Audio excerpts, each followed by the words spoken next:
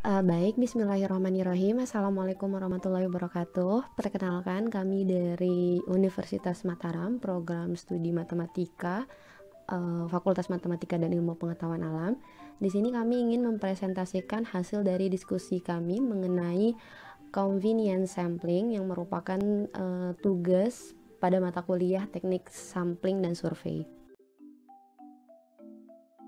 Sebelumnya, izinkan saya memperkenalkan anggota kelompok saya.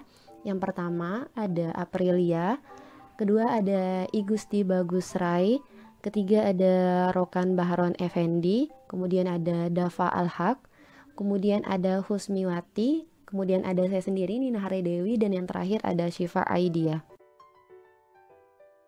Pokok bahasan kami di sini yang mengenai convenience sampling itu ada konsep dasar, kemudian pemilihan sampel, penentuan jumlah sampel, dan yang terakhir kami akan memberikan contoh soal beserta dengan latihan yang teman-teman bisa gunakan.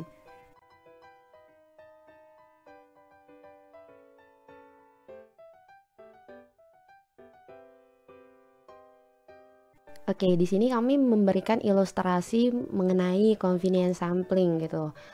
Convenience sampling atau bisa juga disebut dengan accidental sampling adalah teknik penentuan sampel berdasarkan kebetulan, yaitu siapa saja yang secara kebetulan bertemu dengan peneliti dapat digunakan sebagai sampel bila dipandang orang yang kebetulan ditemui itu sesuai sebagai sumber data. Seperti yang teman-teman bisa lihat di ilustrasi tersebut, itu ada satu orang gitu yang pakai baju warna biru, itu ceritanya dia yang ingin mengadakan suatu penelitian gitu. Jadi orang-orang yang di depannya yang dia pakai tanda panah itu termasuk dalam populasi yang bisa dia gunakan sebagai sumber datanya. Nah, jadi di situ si peneliti ini bebas gitu, mau pilih yang siapapun yang di depannya atau siapapun yang ditemui untuk digunakan sebagai sumber data. Biar lebih jelasnya, contoh dari penerapan convenience sampling nih, misalnya yang pertama tuh ada seorang peneliti ingin mengetahui tentang kebersihan wilayah Jakarta Selatan.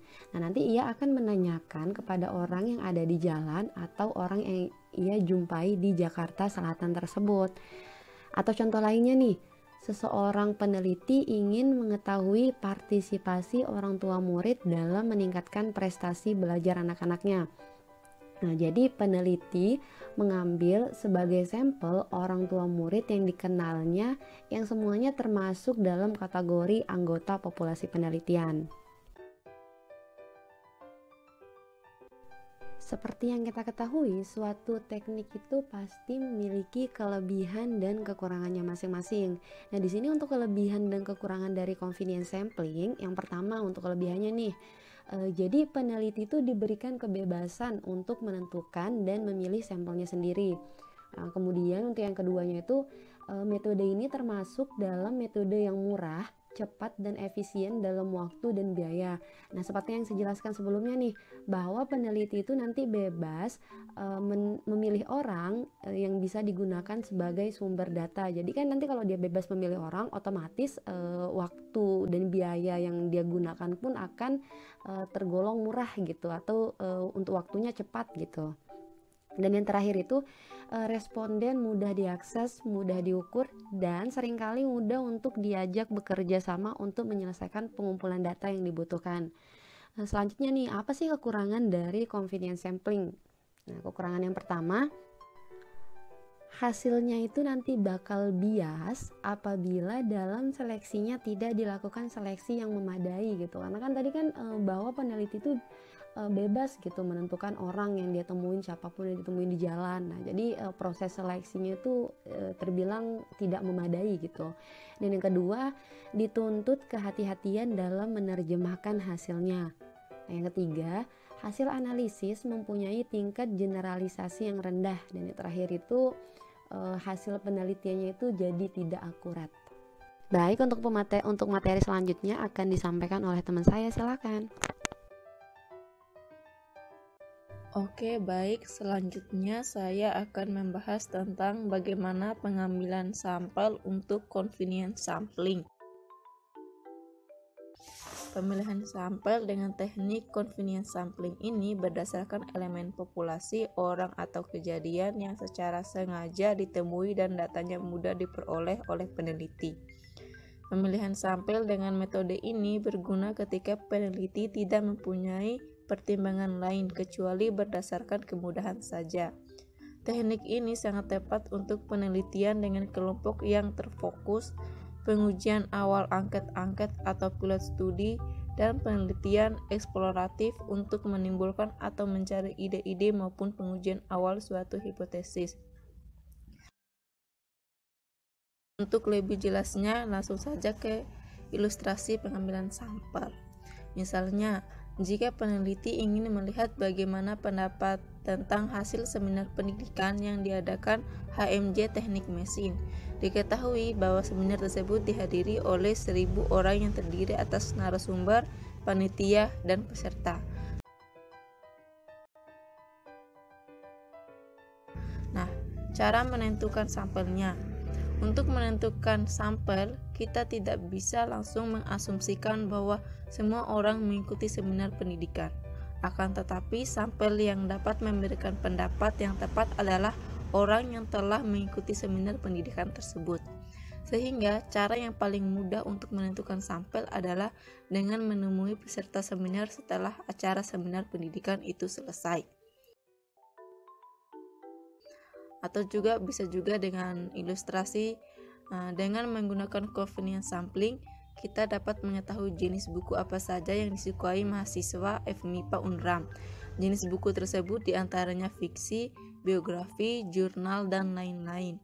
Setelah melakukan survei terhadap beberapa mahasiswa FMIPA yang ditemui di fakultas, didapat bahwa buku yang paling disukai adalah buku jenis biografi, yaitu sebesar 23%, jurnal 10%, 9% untuk fiksi, dan 58% untuk jenis buku lainnya. Contoh kasus nih, sekelompok peneliti ingin melakukan sebuah penelitian yang bertujuan untuk memberikan gambaran kepatuhan pengobatan pasien diabetes mellitus di sebuah puskesmas. Setiap pasien diabetes mellitus di puskesmas tersebut yang kebetulan ditemui oleh peneliti diminta untuk mengisi kuesioner. Setelah data dikumpulkan dan dianalisis, penelitian mendapatkan hasil bahwa kepatuhan rendah bila skor total lebih kurang 6, kepatuhan sedang bila skor total antara 6 sampai 8, dan tingkat kepatuhan tinggi bila diskor lebih dari 8. Nah, dari kasus di atas ini, apakah termasuk convenience sampling?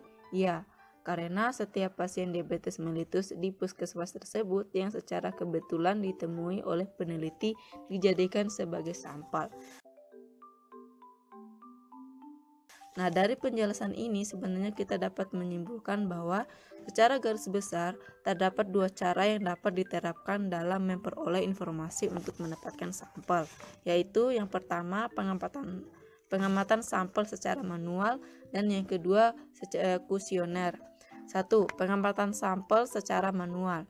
Bila penelitian yang dilakukan bersifat untuk mengumpulkan data kuantitas, maka penelitian dapat melakukan pengamatan secara manual atau meminta referensi data pihak ketiga. Contoh, untuk penelitian perbandingan persentase penjualan beberapa produk snack berbeda, analisisnya ya dengan cukup mengamati jumlah item terjual dalam periode tertentu atau meminta informasi pemilik toko. Nah, yang kedua itu kuesioner. Kuesioner merupakan metode untuk sampling kualitas. Maksud dari kuesioner memberikan daftar pertanyaan pada subjek sampling yang berkaitan dengan tujuan riset. Maksud juga dari kuesioner ini adalah memberikan daftar pernyataan pada subjek sampling yang berkaitan dengan tujuan riset yang dilakukan. Kuesioner dapat dilakukan pada subjek dan bukan subjek, serta bisa melalui wawancara langsung maupun berupa jajak pendapat di sosial media. Nah, untuk materi selanjutnya saya berikan ke teman saya. Baik, di sini saya akan melanjutkan materi convenience sampling, yaitu penentuan jumlah sampel.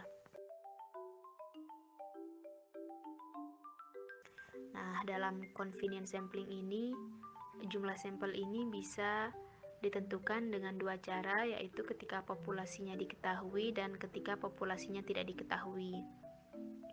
Untuk populasi diketahui, penentuan jumlah sampel oleh metode Taro-Yamane digambarkan dalam rumus penentuan besar sampel, yaitu N kecil sama dengan N besar per 1 plus N besar dikali D kuadrat, di mana N adalah besarnya sampel, N besar sama dengan jumlah populasi, dan D adalah level signifikansi yang diharapkan. Untuk populasi yang tidak diketahui, oleh Wibisono dalam Ridwan dan Akron, penentuan jumlah sampel ini bisa dihitung dengan cara atau dengan rumus N kecil sama dengan Z alfa per 2 dikuadratkan dikali dengan sigma kuadrat per E kuadrat, di mana N kecil sama dengan jumlah sampel, Z alfa per 2 adalah ukuran tingkat kepercayaan, sigma adalah standar deviasi, dan E adalah standar error. Nah, besaran atau ukuran sampel sangat bergantung pada besaran tingkat ketelitian atau toleransi kesalahan yang diinginkan peneliti, di mana semakin besar tingkat kesalahan, maka semakin sedikit jumlah sampel yang digunakan dalam penelitian. Namun, semakin besar jumlah sampel atau semakin mendekati populasi, maka semakin kecil peluang kesalahan generalisasi dan sebaliknya. Sekian dari saya, materi selanjutnya akan disampaikan oleh teman saya. Oke, kita beralih ke contoh soal. Soalnya di sini, Bank Sunshine mengeluarkan fasilitas baru untuk memudahkan konsumen dalam transaksi keuangan. Fasilitas baru tersebut adalah kartu debit tanpa password yang dapat digunakan di banyak tempat belanja ternama di Indonesia maupun dunia. Survei dilakukan pada Januari 2011 terhadap 1.500 prime customer Bank Sunshine. Mereka diberikan pilihan untuk menggunakan atau tidak.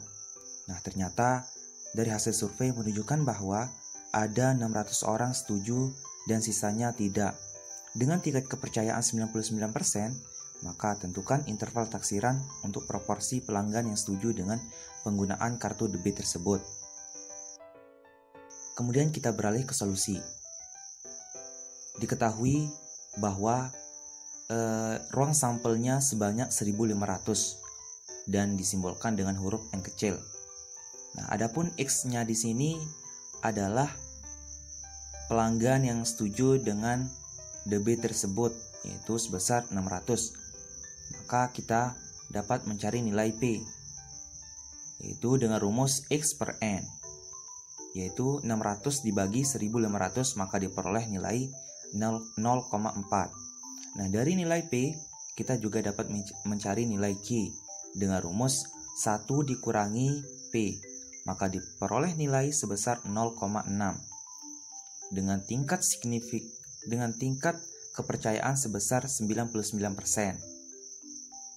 Kemudian kita beralih ke Z alfa per 2. Adapun nilai alfa di sini adalah tingkat kepercayaan sebesar 99%. Kemudian kita ubah ke bilangan desimal, yaitu 0,99 dibagi 2, maka diperoleh nilai sebesar 0,4950. Setelah itu dari nilai tersebut kita menentukan nilai Z alfa per 2 pada tabel Z atau pada tabel distribusi normal, sehingga diperoleh nilai Z alfa per 2 sebesar 2,58. Nah, setelah N diketahui, P diketahui, dan juga Q diketahui, dan nilai Z alfa per 2 diketahui, maka kita akan substitusikan ke dalam rumus. Adapun rumusnya adalah P dikurangi Z alfa per 2 dikali akar P dikali Q, sedangkan Q tadi rumusnya 1 dikurangi P dibagi N, kurang dari P ditambah Z alfa per 2 dikali akar P kali Q per N. Kemudian nilai P 0,4 dikurangi nilai Z alfa per 2 sebesar 2,58 dikali akar 0,4 dikali 0,6 dibagi 1500 dikurangi Pi kurang dari Pi kurang dari 0,4 ditambah 2,58 dikali akar 0,4 dikali 0,6 per 1500, maka diperoleh tepi bawahnya sebesar 0,37 kurang dari P kurang dari tepi atasnya 0,43. Iya, itu dia penjelasan mengenai contoh soal. Jadi kami di sini juga menyediakan latihan soal, jadi teman-teman bisa mengerjakan untuk meningkatkan pengetahuan teman-teman tentang materi dari convenience sampling ini. Dan jika ada pertanyaan, teman-teman bisa ajukan setelah sesi diskusi di kelas. Oke, sekian wabillahi taufiq wal hidayah. Wassalamualaikum warahmatullahi wabarakatuh.